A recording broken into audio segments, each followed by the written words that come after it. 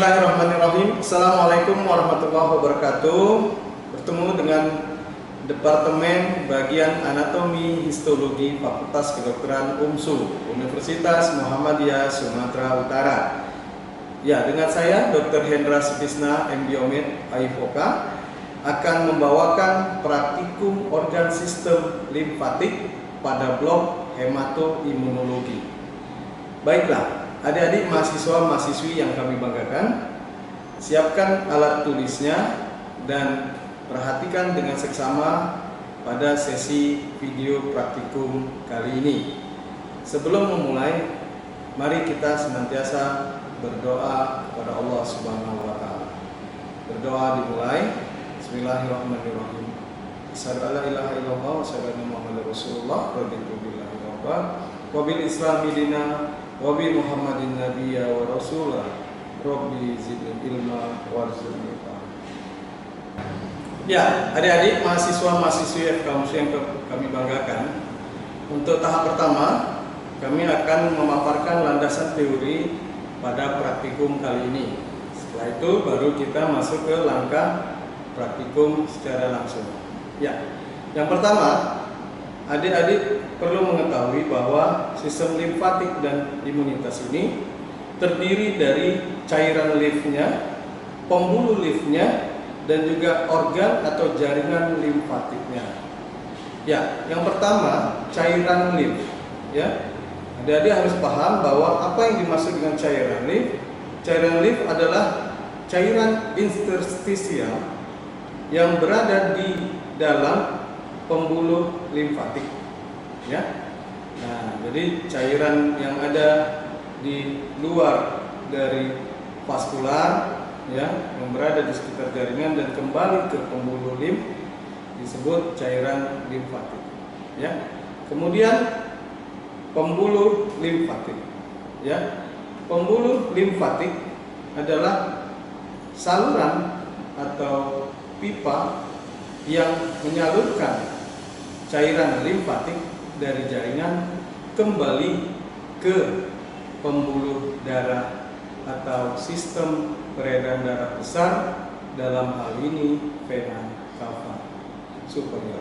Ya, dan pembuluh limfatik ini tersebar di seluruh bagian tubuh, baik tubuh atas maupun tubuh bagian bawah, selayaknya pembuluh darah arteri atau vena.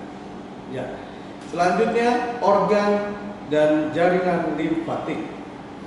Organ dan jaringan limfatik adalah jaringan ikat retikuler yang banyak mengandung limfosit, ya, serta organ-organ yang termasuk dalam organ limfatik tersebut diantaranya organ lien atau limpa, hepar atau liver, dan sumsum tulang belakang bersama-sama membentuk sistem retikuloendotelial system atau RES.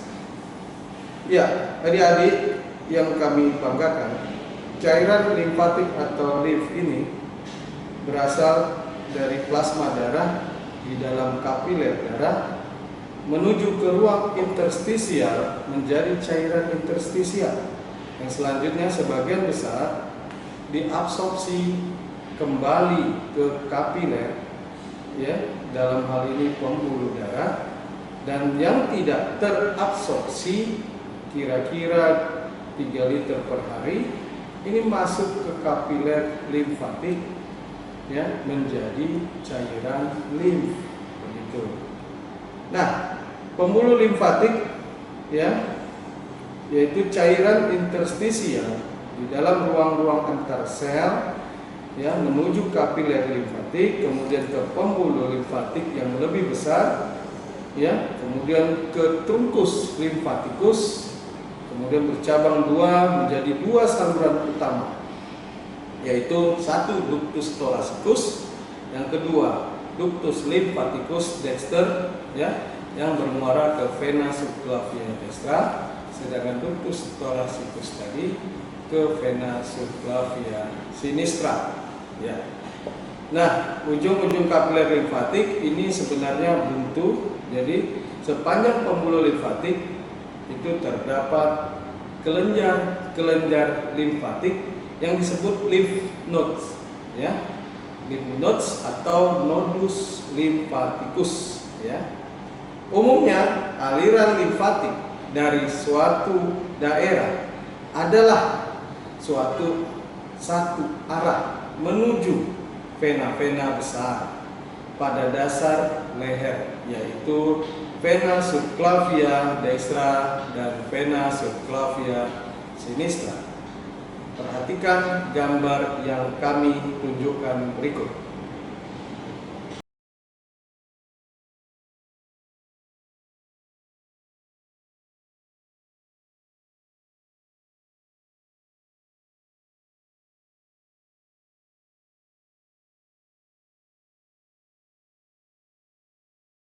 Ya, adik-adik mahasiswa-mahasiswi yang kami banggakan, selanjutnya kita beralih ke truncus lymphaticus. Truncus lymphaticus ini dibentuk oleh pengumpulan berbagai pembuluh limfatik, ya, sehingga menerima cairan limf dari pembuluh limfatik untuk diteruskan ke ductus lymphaticus dexter dan ductus thoracicus yang di sisi sinister, ya. Kemudian yang menjadi batang limfatik utamanya adalah pertama truncus lumbalis, ya. Ini dari limfatik ekstremitas inferior dan pelvis. Kemudian kedua truncus intestinalis. Ini membawa cairan limf dari intestinal atau saluran cerna. Kemudian truncus bronchomediastinalis membawa cairan limf dari toraks atau dada. Kemudian truncus subclavia membawa cairan limf dari ekstremitas superior.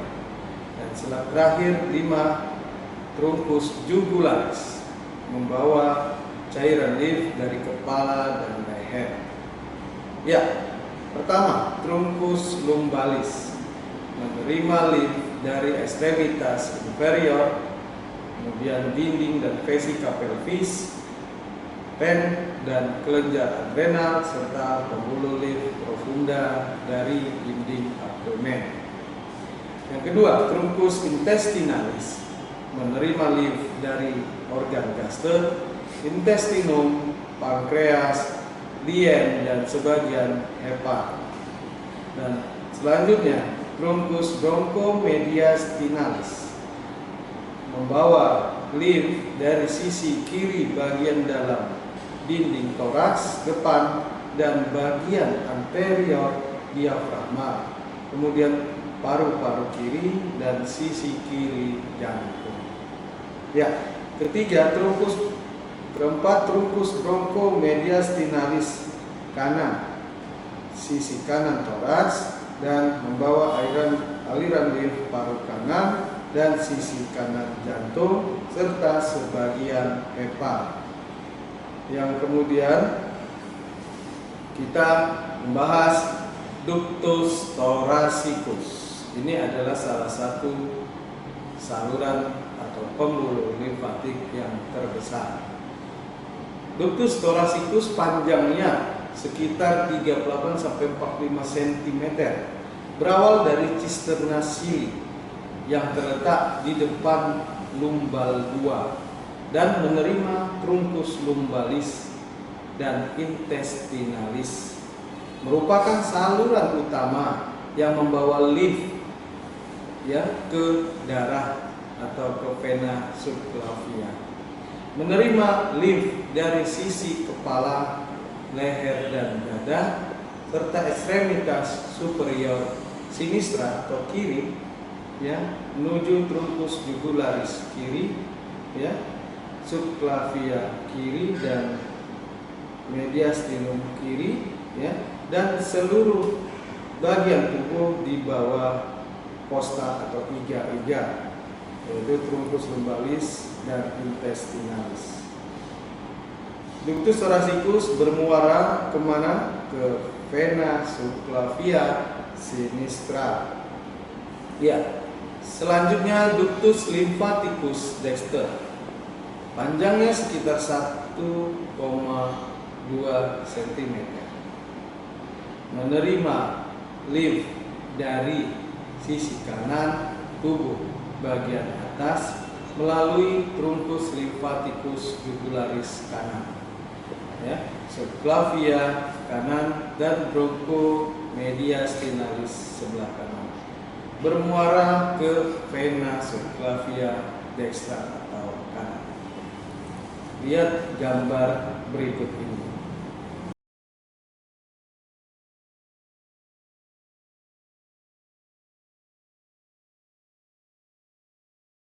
Ya, adik-adik mahasiswa-mahasiswi yang kami banggakan. Selanjutnya, jaringan dan organ limfatik. Pertama, organ limfatik primer, di mana sel-sel induk atau stem cell membelah dan menjadi imunokompeten, yaitu kemampuan memberikan respon imun, termasuk di sini yaitu sumsum tulang merah dan timus, ya. Sel-sel stem dalam red bone atau sel darah merah, ya, dalam red bone marrow memproduksi sel B yang matang dan imunokompeten, dan sel pre-T yang bermigrasi ke timus dan menjadi sel T yang matang dan imunokompeten. Yang kedua, organ dan jaringan limfatik sekunder. Organ ini tempat berlangsungnya respon imun, ya, bukan produksi sel-sel imun, tapi tempat berlangsungnya respon sel imun tadi. Termasuklah tonsila, ya, nodus lymphaticus, ya, lien, ya, dan mucus associated lymphoid tissue atau MALT, ya. Terdapatnya ini di mukosa saluran cerna seperti usus, ya. Kemudian tonsila, timus, lien, dan lymph node termasuklah organ limfatik karena mempunyai kapsul jaringan ikat, ya. Sedangkan MAL, mucus associated lymphoid tissue, bukan merupakan organ karena tidak mempunyai kapsul jaringan ikat tersebut. Ya, adik-adik mahasiswa-mahasiswi yang kami banggakan, selanjutnya mengenal organ-organ limfoid. Ya, kita tadi sebelumnya sudah membahas apa saja, yaitu timus, nodus lymphaticus, lien atau limpa, dan tonsila palatina. Ya, pertama timus, kalian nanti kenali bahwa pada bayi timus ini besar, ya, dengan berat kira-kira 70 gram. Pada pubertas, jaringan ikat areolar dan lemak mulai menggantikan jaringan timus, sehingga pada masa dewasa kelenjar ini mengalami atrofi, mengecil, ya, dan pada umur tua beratnya berkisar 3 gram saja dari yang awalnya 70 gram, ya. Akan tetapi beberapa sel T tetap mengalami proliferasi dalam timus ini sepanjang hidup seseorang, ya. Jadi dia tetap berfungsi sebagai dalam sistem imun. Dan bentuknya, morfologinya, timus ini berlobus 2, terletak di mediastinum anterior di dalam kafum thoracis, tepatnya antara tulang sternum dan aorta, gitu, ya. Kemudian pembuluh darah vaskularisasinya berasal dari arteri thoracika interna dan thyroidea inferior. Coba perhatikan gambar berikut ini.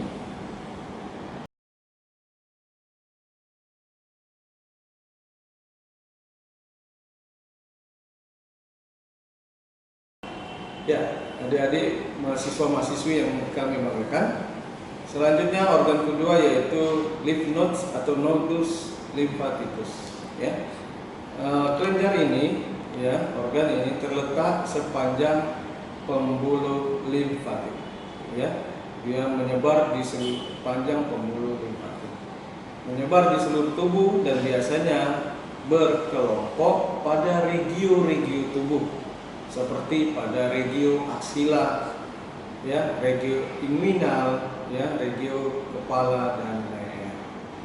Nah, panjangnya sekitar beberapa milimeter, ya, sampai 2 cm, ya, kecil sekali bentuknya, ya.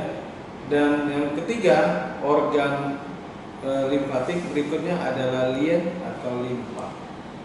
Limfa adalah organ limfatik tunggal yang terbesar di tubuh kita. Ukurannya sekitar 1 kali 3 kali 5 inci. Ya, lokasinya berada pada regio hipokondriaka sinistra. Ya. Nah, antara gaster dan diafragma setentang, ya, pada regio hipokondriaka sinistra tadi. Permukaan superficial itu licin, ya, permukaan depan superficial licin dan cembung, ya, menyesuaikan dengan permukaan cekungan diafragma. Sedangkan permukaan bagian dalam atau visceral ini banyak lekukan, ya, yang terbentuk karena berhimpitan dengan organ-organ sekitarnya seperti gaster atau impressio gastrica, impressio renalis, dan flexura coli sinistra atau impressio auricular. Ya, perhatikan gambar berikut ini.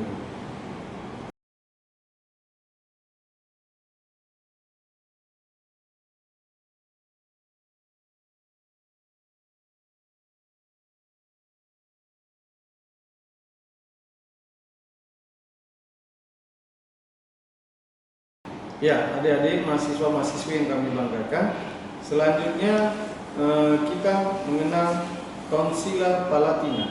Ya, tonsila palatina ini ada 4 tonsila, ya, yang membuat suatu lingkaran, ya, mengelilingi antara rongga mulut, ya, dengan orofaring, ya, dan antara rongga hidung dengan nasofaring, yang semua disebut adalah ring of Waldecker. Nah, tonsila yang pertama adalah tonsila pharyngia atau adenom, terletak pada dinding posterior nasofaring. Yang kedua adalah sepasang tonsila tubarius, ya, pada muara tuba eustachius, ya. Kemudian sepasang tonsila palatina terletak di dinding lateral dari orofaring, ya. Kemudian tonsila linualis terletak pada radix linui. Baik, silakan perhatikan gambar berikut ini.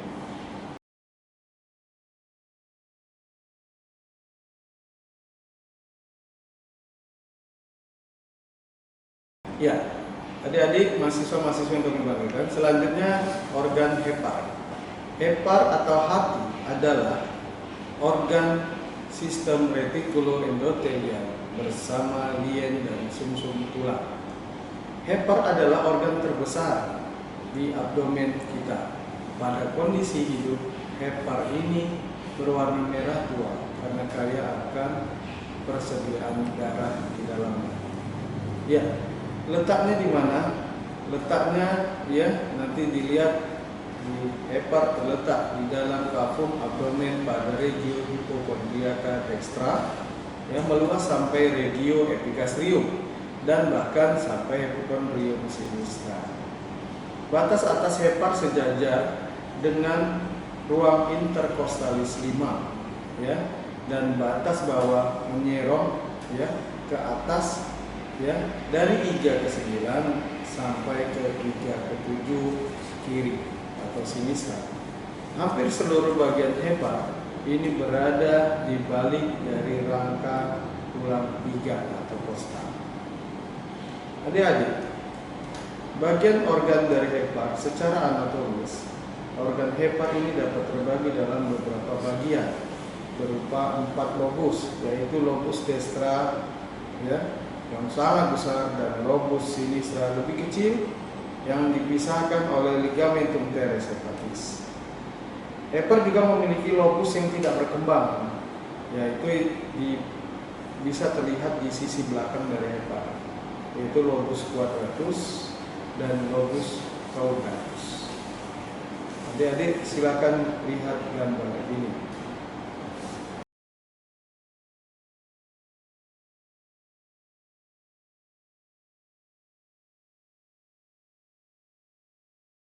Ya, adik-adik mahasiswa-mahasiswi yang kami banggakan, selanjutnya Bapak akan memberitahukan bagaimana mengidentifikasi ductus thoracicus atau saluran utama dari pembuluh limfatik ini, dan juga ya ductus lymphaticus dexter.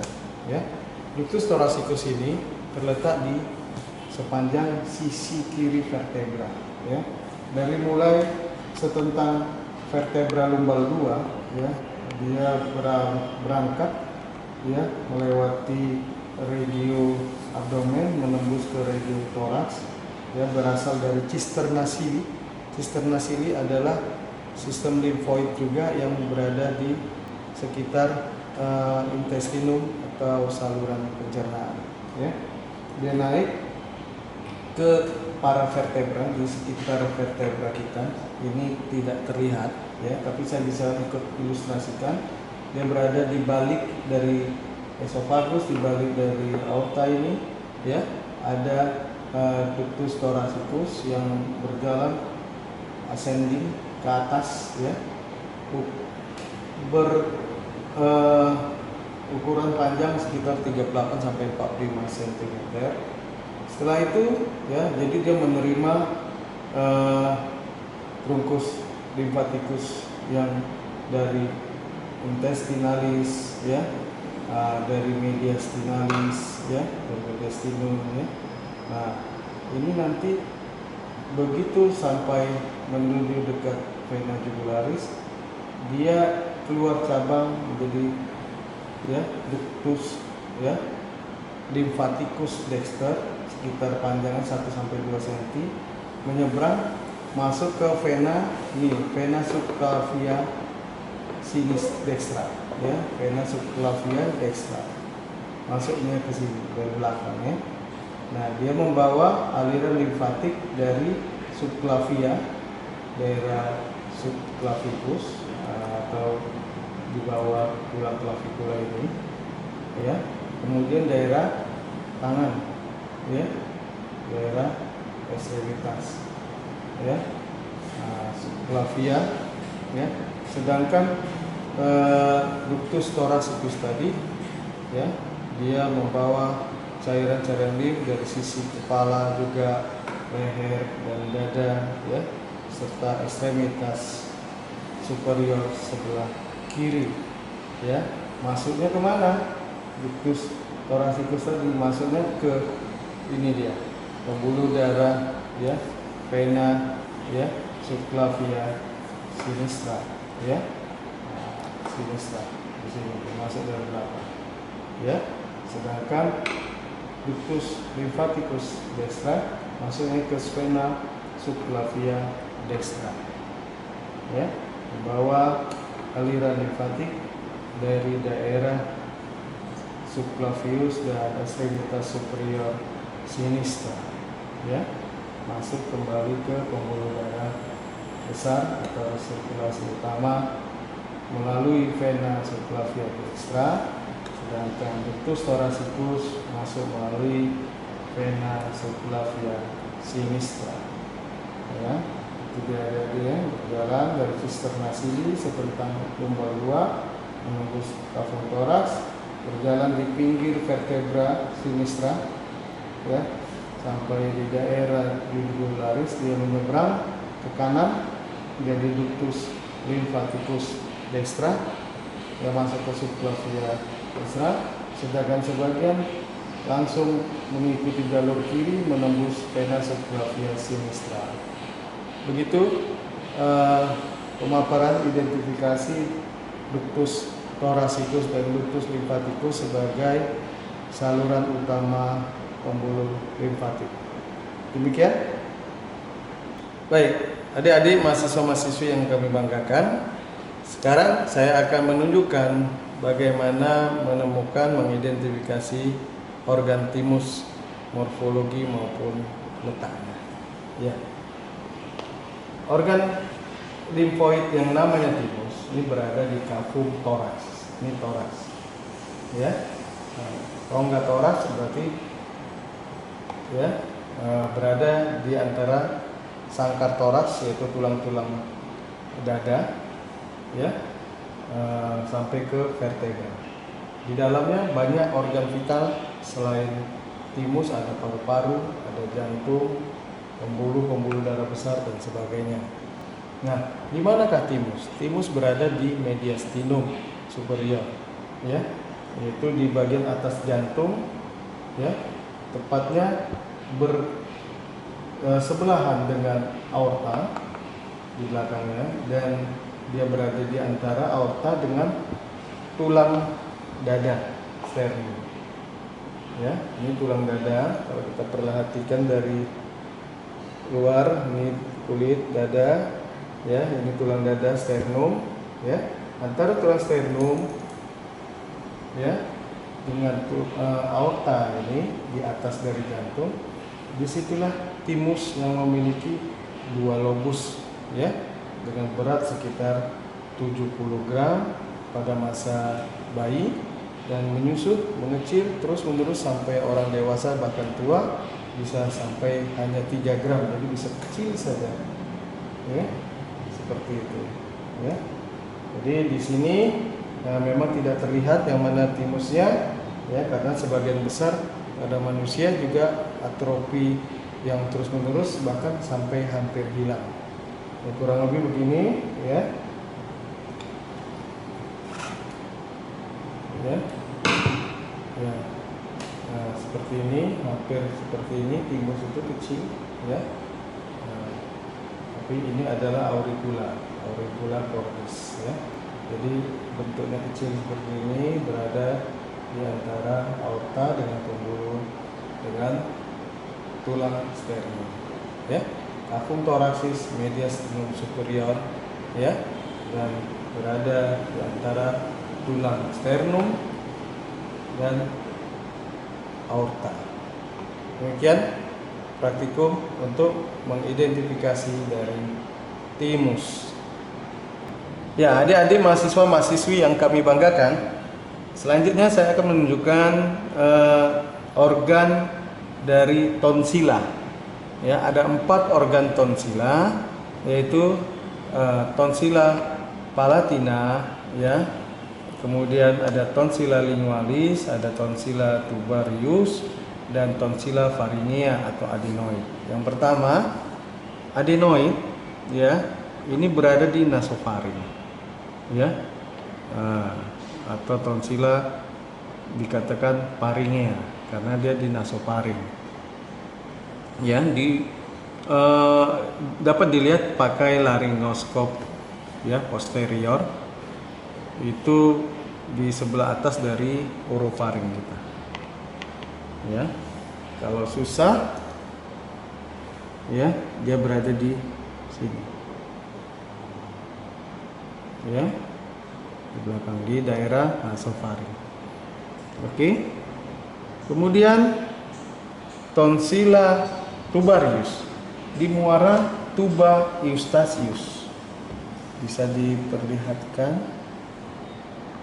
Ya, ada di situ di daerah nasofaring kita menemukan ada tuba, yaitu saluran atau tuba eustachius yang menghubungkan nasofaring dengan telinga tengah. Nah, di muaranya itu terdapat tonsila. Atau kalau bisa lihat di sini, ini adalah muara tuba eustachius nomor 61. Nah, di sekitarnya itu adalah tonsila tubarius, ya. Kemudian yang ketiga adalah tonsila palatina nomor 64. Ini tonsil yang berada di palatum mol, ya. Kalau di sini, ya, adalah, ya, di sini. Oke. Kalau pada manekin ini di sini nomor 64. ya. Nah, kemudian tonsila lingualis pada lidah, tepatnya radix lingui, ya, di akar lidah. Masya Allah, ya. Nah ini dia. Ini sekarang ini lidah, ini radix lingui pangkalnya berdekatan dengan ini tonsila palatina tadi, ya, di sini. Jadi antara tonsila palatina, tonsila lingualis, tonsila pharyngea dan tonsila tubarius ini membentuk lingkaran ring of Waldeyer, ya. Ini merupakan salah satu pintu pertahanan tubuh kita yang berada di daerah rongga mulut, ya. Demikian tonsila dalam tubuh. Ya, adik-adik mahasiswa-mahasiswa yang kami banggakan, selanjutnya kita mengenal yaitu nodus lymphaticus atau lymph nodes, ya. Ini merupakan organ limfoid yang menjadi organ sistem limfatik, yaitu, ya, kelenjar yang terletak di sepanjang aliran limfatik yang menyebar ke seluruh tubuh, namun terutama berkumpul berkelompok pada regio-regio tubuh tertentu, misalnya regio inguinalis. Jadi ada nodulus lymphaticus linguinalis, ya. Ini dia, ya, bentuknya, ya, bulat kecil, ya, ukurannya beberapa milimeter sampai sentimeter, ya, sampai 2 cm biasanya, ya, tergantung, ya. Ini adalah pembuluh-pembuluh limf, ya, pembuluh-pembuluh limf yang kecil-kecil, ya. Ini menuju ke ductus thoracicus yang utama. Tapi sepanjangnya kita mendapati organ nodus lymphaticus, ya, yang berada di regio-regio tertentu. Salah satunya inguinal, bisa ke aksila, ya, di sini, atau payudara atau mamillaris, ya, atau bisa di leher, sepanjang leher, ya, ya. Kepala dan leher, begitu, ya. Dia tersebar bisa di regio aksila, kepala, caput, column, atau di regio inguinal, ya, serta tersebar di pembuluh di saluran-saluran cernaan juga, ya. Jadi nodus lymphaticus, ya, ini merupakan jaringan limfoid sekunder, tempat respon imun itu. Jadi apabila ada infeksi patogen masuk melalui saluran limfatik ini, akan diserang, ya, diberi respon oleh sistem imun kita yang berada di nodus limfaticus ini, ya. Apabila invasi patogen terlalu banyak dan sistem imun kita lemah, tidak berdaya, maka nodus limfaticus akan mengalami peradangan yang disebut lymphadenitis, ya. Ya, adik-adik mahasiswa-mahasiswi yang kami banggakan, selanjutnya kita mengidentifikasi lien atau spleen atau limpa, ya. Lien ini memiliki beberapa bagian organ, diantaranya margu, ya, sisi organ pinggirannya, ya, margo lienalis nama lengkapnya, dan ekstremitas atau ujung organ, ya. Ini ekstremitas ujung atas atau polus, ya, nama lain juga, polus atau ekstremitas anterior, ya. Ini ada yang anterior karena dia posisinya yang condong, gitu, ya. Ada yang begini, ya. Ini, ya, ini, ya, bisa ini anterior, tergantung posisinya di mana. Kalau ujung pada, ya, ujung pada depan anterior, belakang posterior. Ya, ini saya anggap di sisi kanan saya, ya. Nah, gini, ya. Kalau dianggapkan posisi anatomis ini anterior, ini posterior.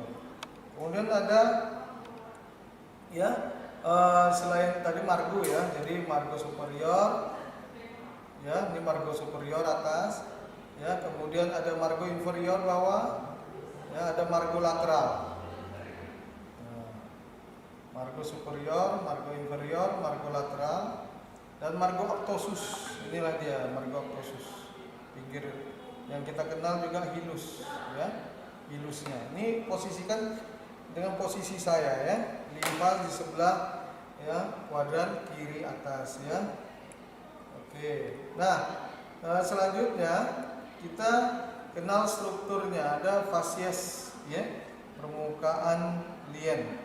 Fasies lienalis, ada beberapa struktur, diantaranya fasies diafragmatika, ya, dan fasies diafragmatika ini, ya, dengan diafragma dia bertemunya, ya, terutama di kosta 9-10. Nah, ini dia, ya. Nah, jadi fasies diafragmatika ini berhadapan dengan diafragma, terutama kosta, ya, setentang kosta 9-10 pada sisi kiri sinistra, ya. Strukturnya halus dan konveks nih, cembung, begitu, ya, cembung, ya. Nah, fasies visceralis, ya, bedanya, ya, ini terbagi 3 fasies utama, ya. Ada fasies renalis ini di sisi belakang ini, ya. Nah, di sini gini, ya. Oke. Nah, ini fasies gastrika nih yang agak lebar, tapi dia dangkal, ya. Kemudian di bagian bawah ada fasies kolika atau intestinalis bagian, ya. Ini bagian bawah yang berhubungan dengan usus intestinum, gitu, atau kolon, ya. Nah, ini dia. Jadi ada renalis di sisi belakangnya, ya, sisi belakang.